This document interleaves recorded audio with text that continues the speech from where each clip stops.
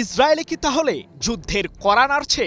ইরানের সাথে কি তবে যুক্তরাষ্ট্রের শান্তি চুক্তি হতে দেবে না ইহুদিবাদীরা? কারণ লেবাননের রাজধানী বৈরুতে আবারও জোরদার হামলা চালিয়েছে ইসরায়েলের আগ্রাসী সামরিক বাহিনী। এই ঘটনায় নতুন করে উত্তাপ ছড়িয়েছে তেহরানেও। এরই মাঝে প্রতিশোধের আগুন জ্বলে উঠেছে ইরানের সামরিক বাহিনীর মধ্যেও। তবে কি আরেকটি তুমুল যুদ্ধের সূচনা অচিরেই হতে চলেছে? প্রশ্ন হলো, ইসরায়েলের বিরুদ্ধে কি তাহলে কোনো ক্ষমতাই প্রয়োগ করতে পারছেন না মার্কিন প্রেসিডেন্ট ডোনাল্ড ট্রাম্প? ইরানের সামরিক শক্তির বিষয়টি টের পেয়ে দেশটির সাথে এখন সমঝোতার পথেই হাঁটছে যুক্তরাষ্ট্র। তেহরানের দাবি দাওয়াগুলো মেনে নিয়ে শান্তি চুক্তির খসড়াও এরই মাঝে প্রস্তুত করেছে ওয়াশিংটন।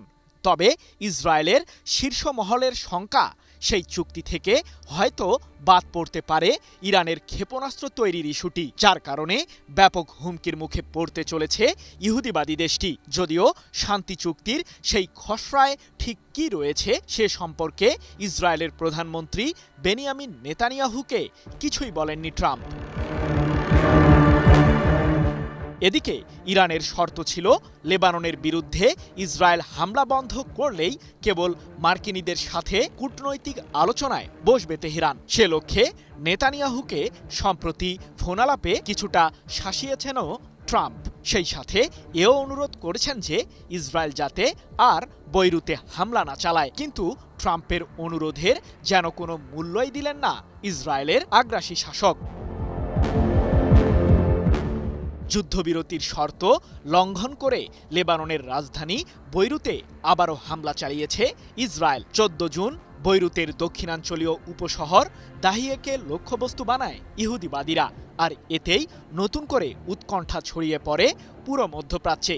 নতুন এই হামলাকে ঘিরে নেতানিয়াহু ও ইসরায়েলের প্রতিরক্ষামন্ত্রী ইসরায়েল ক্যাটস এক বিবৃতিতে বলেছেন, লেবাননের সশস্ত্র বিদ্রোহী গোষ্ঠী হিজবুল্লাহকে নির্মূল করার উদ্দেশ্যেই এমন হামলা চালিয়েছে তেল আবিব। এক প্রতিবেদনে বিষয়টি নিশ্চিত করেছে ইরান ভিত্তিক সংবাদ মাধ্যম মেহের নিউজ এজেন্সি। তাহলে কি যুক্তরাষ্ট্রের সাথে ইরানের কূটনৈতিক পদক্ষেপ ভেস্তে যেতে চলেছে?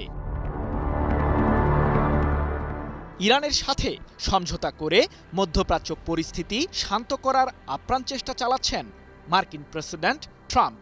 কারণ সাম্প্রতিক যুদ্ধে ইরানের পাল্টা আঘাতে নাস্তানাবুদ অবস্থায় পড়েছে যুক্তরাষ্ট্র। তবে লেবাননের বিরুদ্ধে ইসরায়েলের নতুন আগ্রাসনে শঙ্কা তৈরি হয়েছে ওয়াশিংটন ও তেহরানের কূটনীতির টেবিলে। বৈরুতে হামলা প্রমাণ করেছে ইসরায়েলকে নিয়ন্ত্রণে আনতে ব্যর্থ যুক্তরাষ্ট্র। এমন মন্তব্য করে ইরানের পার্লামেন্ট স্পিকার মোহাম্মদ বাঘের গালিবাফ বলেছেন, ইহুদিবাদীদের নতুন এই আগ্রাসন আবারও প্রমাণ করেছে যে প্রতিশ্রুতি বাস্তবায়নের কোনো সদিচ্ছা নেই মার্কিন প্রশাসনের, অথবা ইসরায়েলকে নিয়ন্ত্রণে আনার ক্ষমতা নেই যুক্তরাষ্ট্রের। ট্রাম্প যদি ব্যর্থ হয় তাহলে সামনে অগ্রসর হওয়া অসম্ভব। হিজবুল্লাহকে লক্ষ্য করে ইসরায়েলের চালানো হামলার পরপরই এমন মন্তব্য করেছেন বাঘের গালিবাফ। এক প্রতিবেদনে বিষয়টি নিশ্চিত করেছে কাতার ভিত্তিক সংবাদ মাধ্যম আল জাজিরা। তবে কি আবারও ইরানের ছোড়া মিসাইলে দাউ দাউ করে জ্বলে উঠবে ইসরায়েলের সামরিক আস্তানা? ইরান আগেই জানিয়েছিল, বৈরুতে আবারও হামলা হলে ইসরায়েলকে ধ্বংস করে দেবে তেহরান। তাই তো ইরানের খাতামাল আম্বিয়া কেন্দ্রীয় সদর দপ্তরের শীর্ষ সামরিক কর্মকর্তা সর্দার আসাদি হুঙ্কার দিয়েই বলেছেন, নিঃসন্দেহে ইসরায়েলের এসব আগ্রাসনের কঠোর জবাব দেবে ইরান। JBS holdings limited.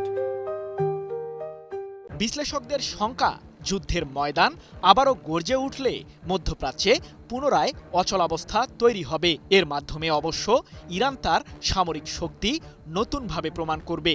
ফলে পারস্য উপসাগরীয় অঞ্চলের ক্ষমতার ভারসাম্যে পরিবর্তন আনবে তেহরান, এমনটাই ধারণা সমরবিদদের। সৃজন মাহমুদ, নিউজ 24।